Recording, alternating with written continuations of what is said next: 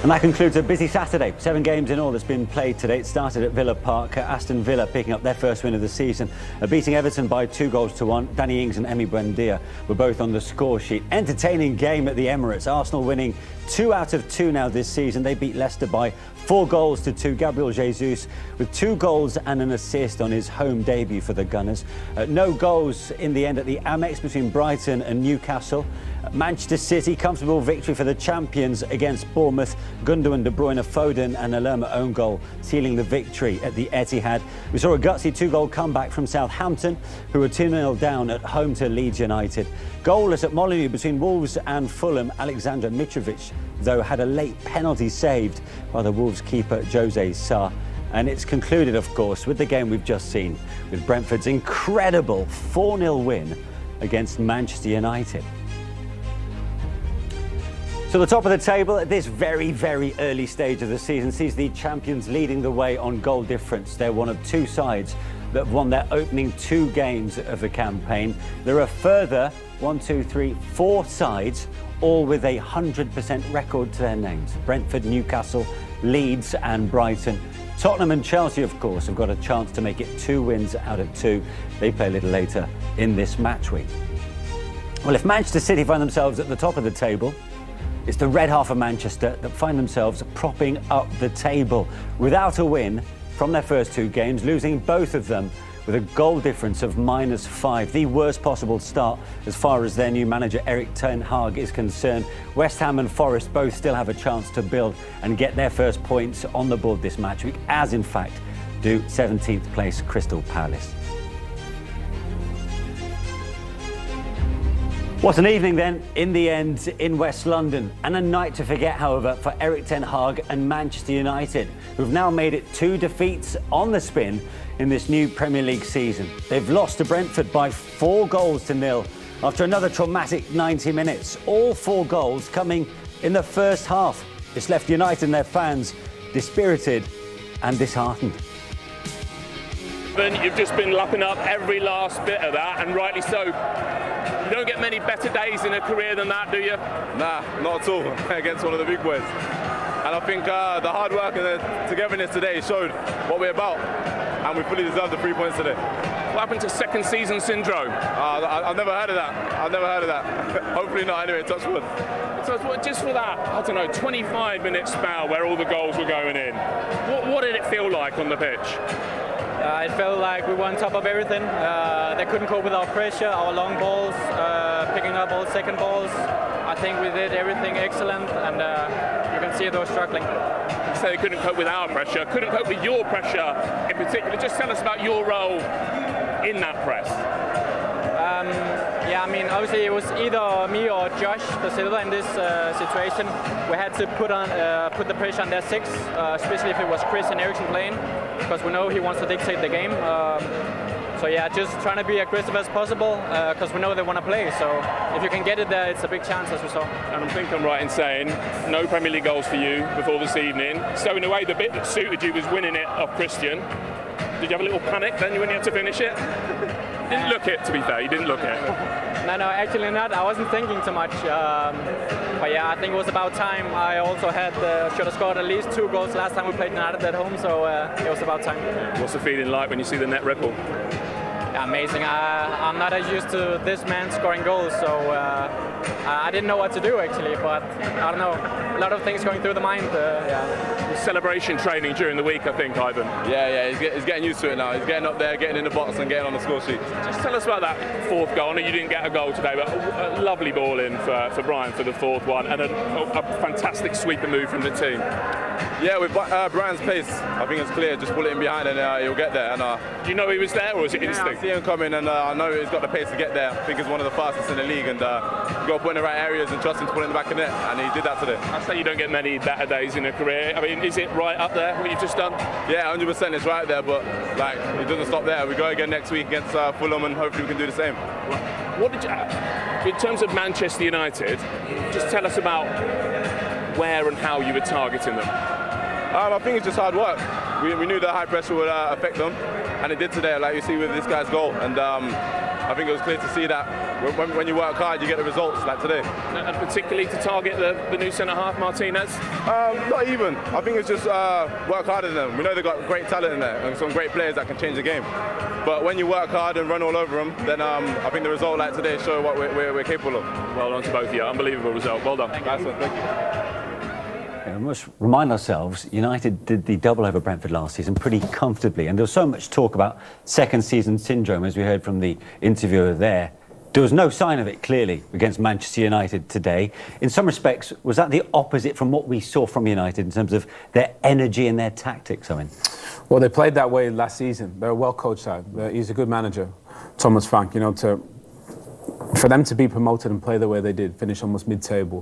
One of the best, well-coached side, one of the best teams on set pieces. They play a lot of long balls, a lot of direct balls. They're hard to play against. They know their strengths. They got a good spine to the team, and they pose a threat going forward. So they played like they did last season. And Brentford were ready for Manchester United today. They knew how they were going to play. They knew we were going to try and play out. You said it there, in the hard work and the work ethic and the intensity. They were ready, and United couldn't live with Brentford at any point in the game. And I'm just surprised by, look, they made some mistakes and the goals were poor, but I'm just surprised by that there was no fight to get back into the game, no tackling, no aggression, no. That's what football at this level is about. Competition. That's how you make it. It's about competition. Forget the tactics. Me and him, we play against it's a competition. Yeah. And I got to win that. And if I win that, and the next guy wins that, and then you got a chance. Brentford won every battle today, and that's where it starts. And look, Erik Ten Hag wants to play his football. That's fine, but you gotta win the battles, and they didn't win any today. But Quentin, where do you put that down to? What do you put it down to? That lack of not winning your individual battles? That's down to the players. Everyone's got to take responsibility for that. For the manager, the players. But the players, it comes from pride, personal pride. You go onto the pitch, you do not want to get beat, as Owen just mentioned. Whoever you're playing against, you're not going to beat me today. You're passing, take pride in your passing. Tackling, running back. This should be all normal for Manchester United players. We shouldn't even be sitting here having this conversation. So already that's alarming that we have to discuss that. And then the other part, you're going forward in the attacking half. We've got players there that can do it. Marcus, Sancho, obviously Ronaldo, has done it all. But you expect them to ask the questions. The confidence just looks so low, but as I always mentioned, you want to see that fight at least. You're going to lose games in life. That's fine. That happens. It's part of life. But you fight. But it begs the question, Owen, what's been going on during pre-season? Yeah, but pre-season is pre-season. Pre-season is like being good on the driving range.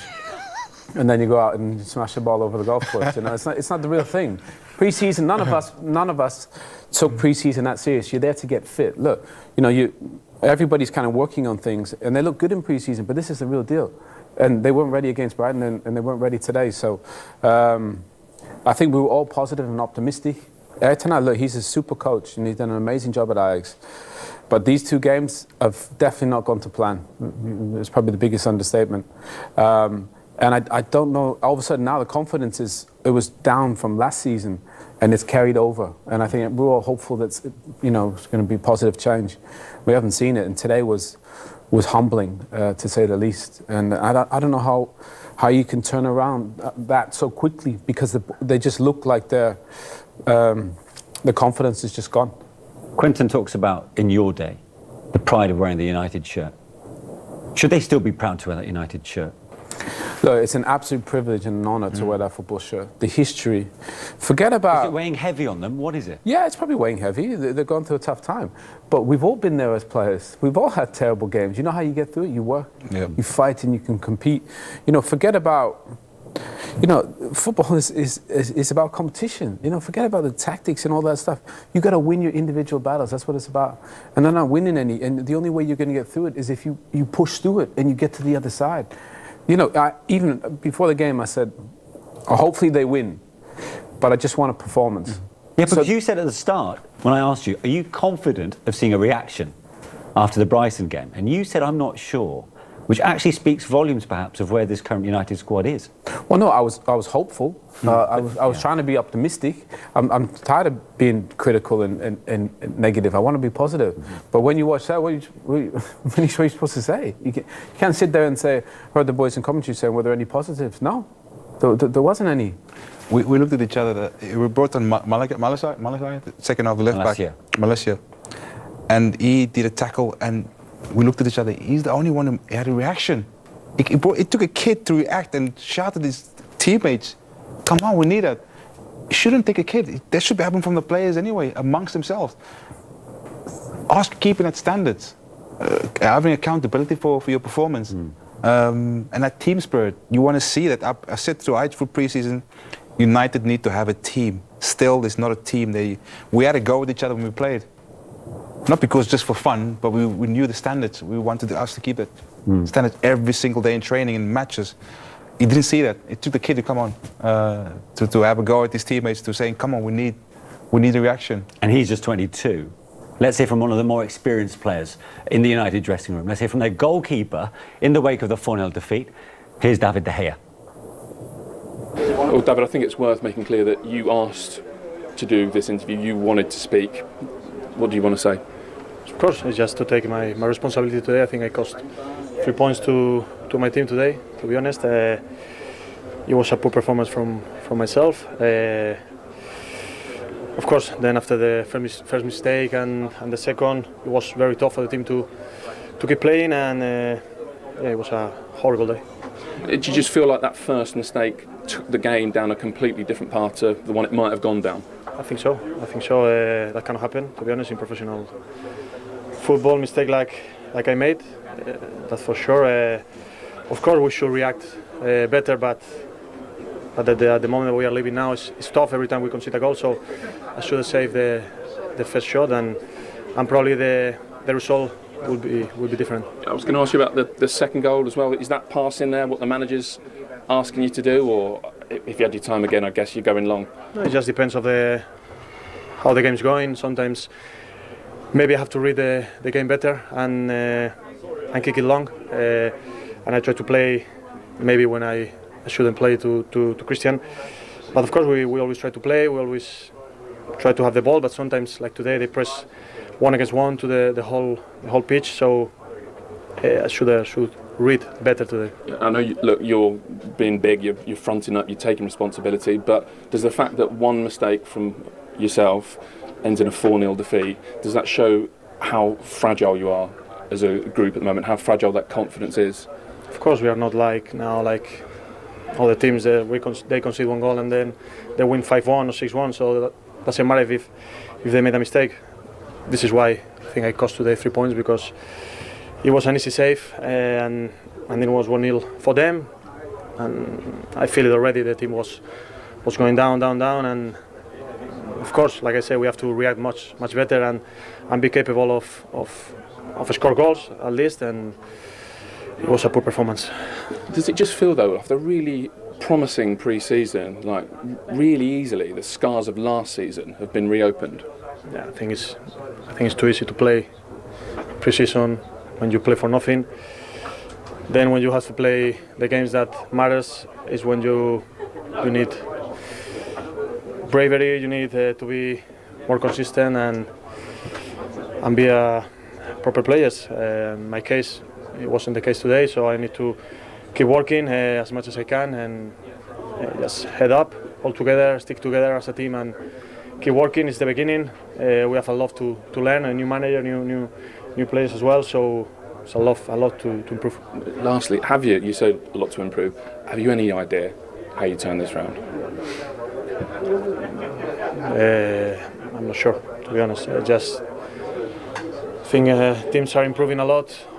Everyone, and it looks like we are nearly in the same page. But to be honest, it was a good, like you say, good pre-season. But it's not enough. We have to show in the Premier League games when is the games that matter. So we always say the same, but stick together, work even harder than we are working.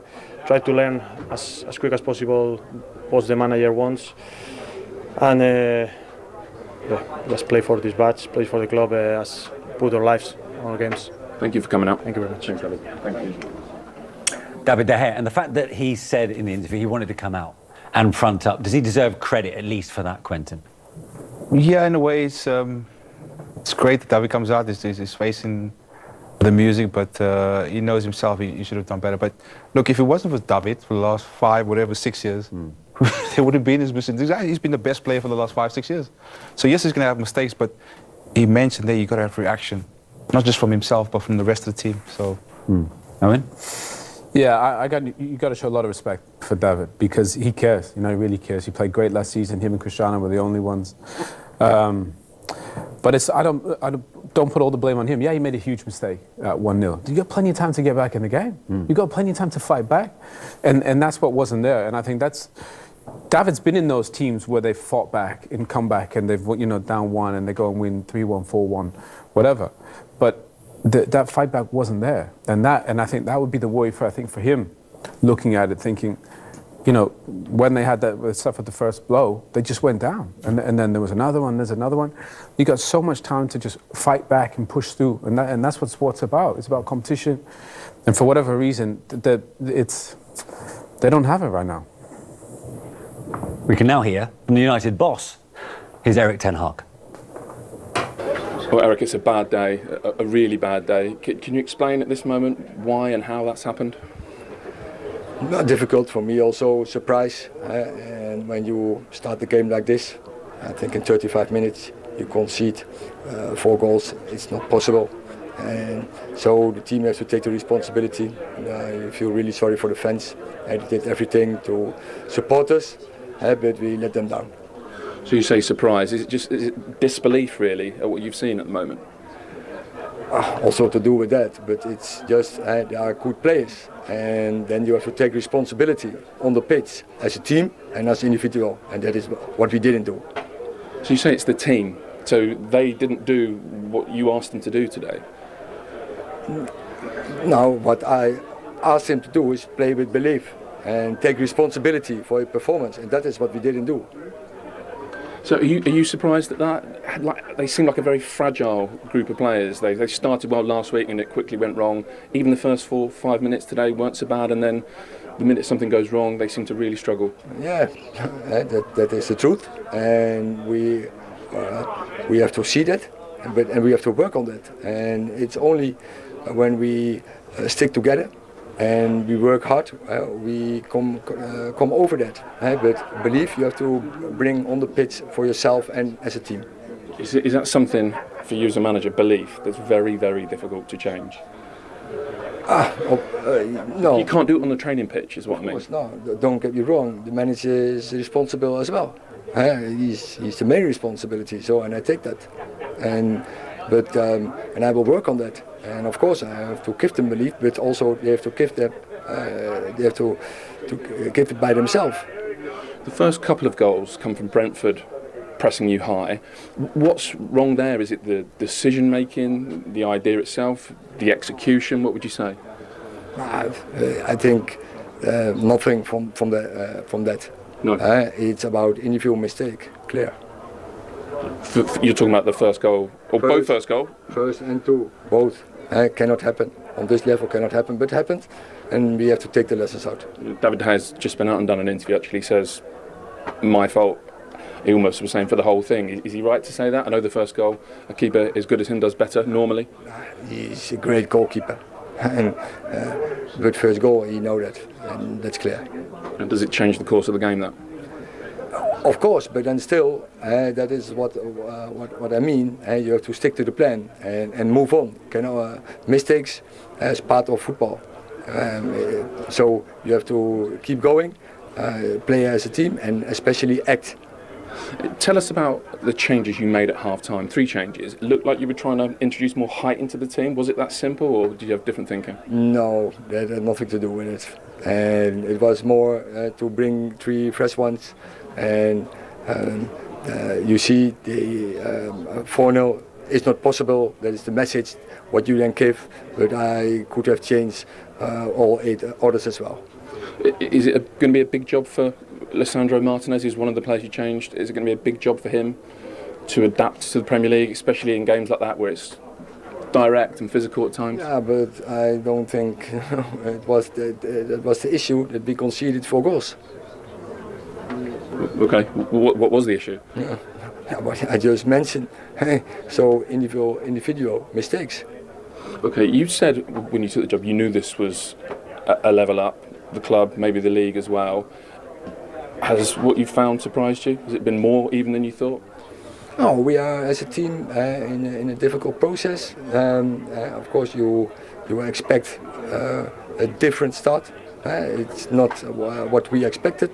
We did quite well, but it seems like what happens in the past, last season. We bring it into the season. We have to change that really quickly.